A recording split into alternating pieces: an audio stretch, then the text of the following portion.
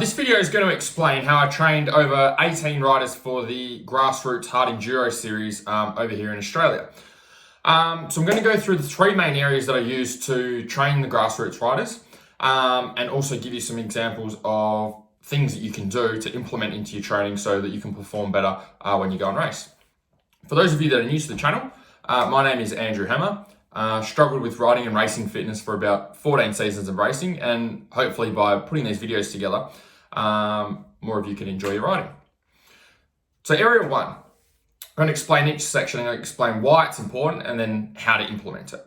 So the first area that I work on with our grassroots riders is getting them stronger. So especially for hard enduro, there's a lot of time where you are picking up, manhandling the bike. There's a lot of lifting, there's a lot of shifting, there's a lot of sliding, there's a lot of moving with a bike. So there's two things you've got to take into account. You've got the rider weight on the bike, okay, and then you've also got the bike weight itself. So if the rider's weighing 80 kilos, and then you've got a bike which maybe weighs 100 kilos, you've got a total of 180 kilos there.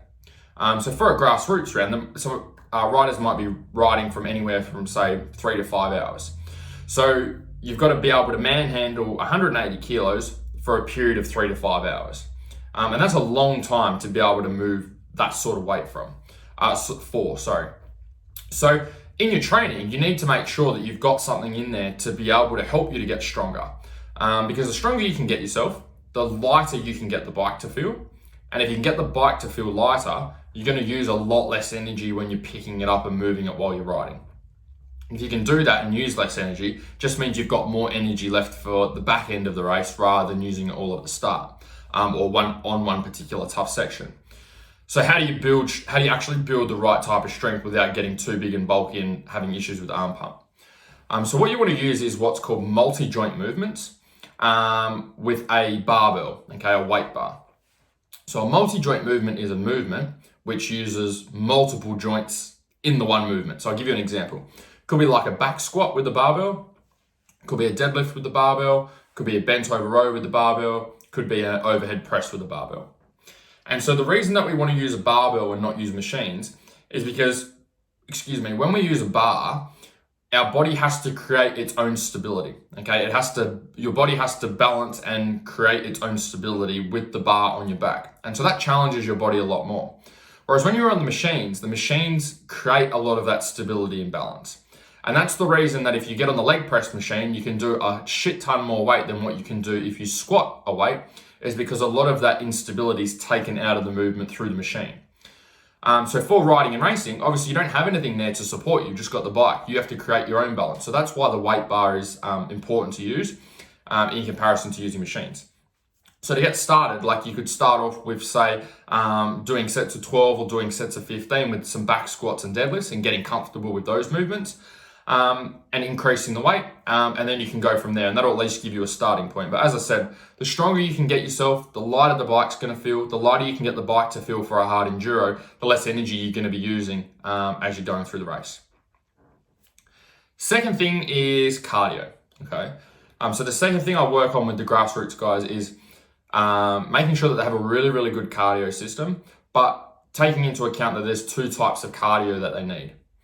So our body has two types of cardio. It has long distance cardio, which is our aerobic training, and it has our short distance cardio, which is our anaerobic training.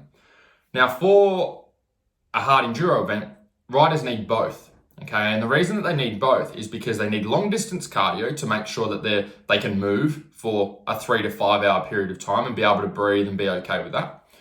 But if we zoom in on that, within that 3 to 5 hours, when we have a look at the race, it's not 3 to 5 hours of just consistent riding. There's periods of time where it's very, very intense, okay? So you might be doing like a really tough hill climb.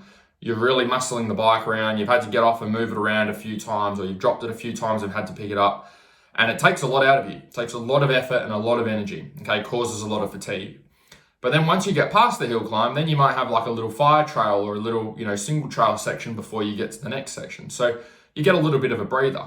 So your body has to be really, really good at going for those 3 to 4, 5 hours, but it also has to be very good at going very hard for a short period of time, like a hill climb, and then being able to recover really quickly when you get a chance to rest, and then be able to go hard again. That's probably one of the things I see riders miss a lot, is they train a lot for the 3 to 5 hours, and they're not training for those hard, intense bursts of effort, which make up those 3 to 5 hours. So how do you actually train that? So the longer distance stuff, I recommend training that by just using your bike time. You can build your aerobic energy system, which is your long distance cardio system, by doing going cycling for a couple of hours, or jumping on the rowing machine for a couple of hours, or going for a run for a couple of hours. But the problem with that is the running and the rowing and all that sort of stuff isn't going to have as good a transfer over to the bike as spending 3 hours actually riding the bike. So if you can do longer rides on the weekend, that will build up your aerobic system, and you can build the energy system that way, as well as getting some good quality bike time in. To build your short distance energy system, that's what you can build in the gym with your training. That's what you can use a rowing machine for, or use sprints for, or use a treadmill for, to be able to build. So the way that you build a short distance energy system is you do interval training, okay? Short, sharp bursts of high intensity training.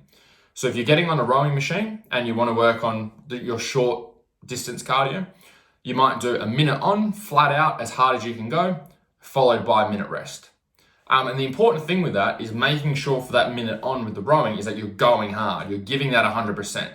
What you're trying to replicate here is, let's say you've got a hill climb and you're tackling that 100%. We want that same level of effort that you would put into a really tough hill climb. You want to put that into each interval on the rower. So 10 minutes, a minute on, a minute off for 10 minutes is only 5 minutes really of rowing. And it doesn't sound like it's a very hard workout, but if you're putting the effort and the intensity into it, you will find that it is a very hard workout. No matter how fit you are, no matter how long you've been training for, if you're giving it 100% effort and you're giving it a good level of intensity, it's going to be hard. You can make it, the workout is as hard as you choose to make it and the effort that you put into it. So that's how you work on both of those.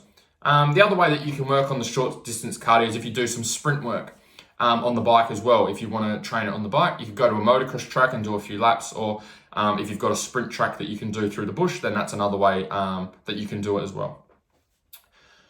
Third thing that we work on with the grassroots guys or hard enduro guys is nutrition. Okay, like how are we fueling ourselves before the race, during the race, and then what are we doing after the race? Okay. There's so much to unpack here with nutrition, but I'll give you the big nuggets that you can use to implement for your next ride.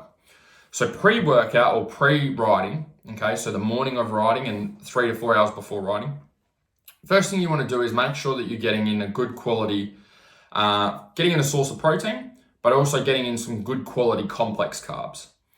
So complex carbs are things like sweet potatoes, brown rice, quinoa. You can get them in the morning, roughly 3 to 4 hours before you get out for your first ride. So the reason that nutrition is so important is that's your fuel tank and your energy. Okay, so it's like your bike. Like if your bike's got a full tank of fuel and it's got good quality fuel in there, it's going to last for a long period of time and keep going. If you fill your bike up with shitty quality fuel, or you don't put much fuel in there, then it's not going to last very long. Okay, and it's not going to run very well. And that's the same with your body. So if you want your energy to drop off like this as you ride, then instead of like this, then these are the things that you'd implement to get a slower drop off as you continue to ride. So going back to what we do. So first thing, 3 to 4 hours before, complex carbs with some protein. And the reason we use complex carbs is they're slowly digested by the body. They're quite heavy on your stomach, okay? So you definitely don't want to be having these during the race or just before the race. That's why you want that 3 to 4 hour window. Just before you're out to get out and race, okay, and do 3, 4, 5 hours on the bike, roughly half an hour before, you want to get in some simple carbs.